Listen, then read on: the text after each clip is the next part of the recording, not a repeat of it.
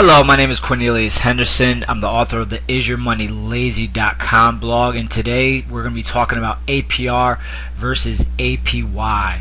Alright, so exactly why is this important?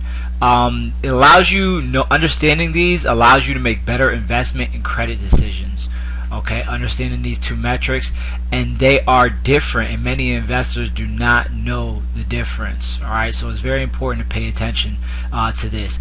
Annual percentage rate, APR. It originated from the Consumer Credit Protection Act of 1968, aka the Truth in Lending, and the APR is supposed to include all the cost of a loan, including fees and expenses.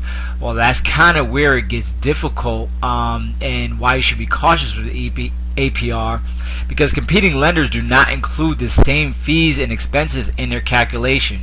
So when you're reviewing a loan or a credit card agreement, whatever it is, look in the disclosures to find out what the APR is, what they're including, what they're excluding.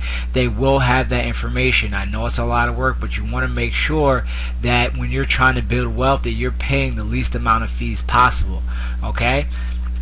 Also, APR does not factor in the tax consequences of receiving a lower rate.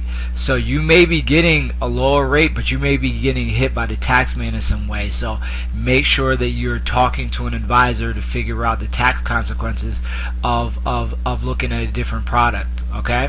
And finally, the fees and expenses are amortized over the life of a loan. So for instance, if you're paying a higher fee on a 30-year mortgage, and the APR is factored into that versus doing a shorter term 15-year mortgage or ARM or something of that sort. Remember, if you plan on refinancing, you're still paying that whole fee. If you plan on selling that property, very few, especially 30-year mortgages, live out their life. So you want to make sure that you are factoring that into the discussion and into your thoughts when you're comparing different products. Alright, now moving on to APY, which is the annual percentage yield. Once again, it's originated from the Consumer Credit Protection Act of 1968, aka the Truth in Lending. And APY is the total interest earned on an interest-bearing account for a full year. Okay, so is basically your total interest for a full year. So basically, understanding APY, you are giving one metric which allows you to compare different products and investments. So an important thing to remember is that the goal is to allow you to compare products and not provide an actual quote. If the easiest example is using a certificate of deposit for 1 year. If they give you that quote and let's say it compounds 4 times a year, you're going to look at the APY to compare it to maybe another 1-year CD that only compounds 2 times a year, or monthly, or maybe another option, a CD that's 6 months, or another one that's 2 years. So, or any other investment that you might have that's being quoted in APY. It allows you to really compare the different products over 1 year. It's simply a benchmark and a metrics.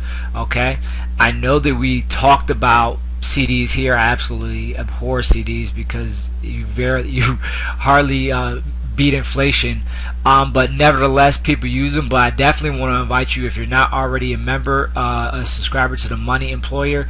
It's really one of our premier newsletter that educates you on the optimal ways to make your money work harder than you do. We talk about a lot of investing strategies, including tax-free and tax-deferred retirement accounts, and using compound interest and minimizing risk.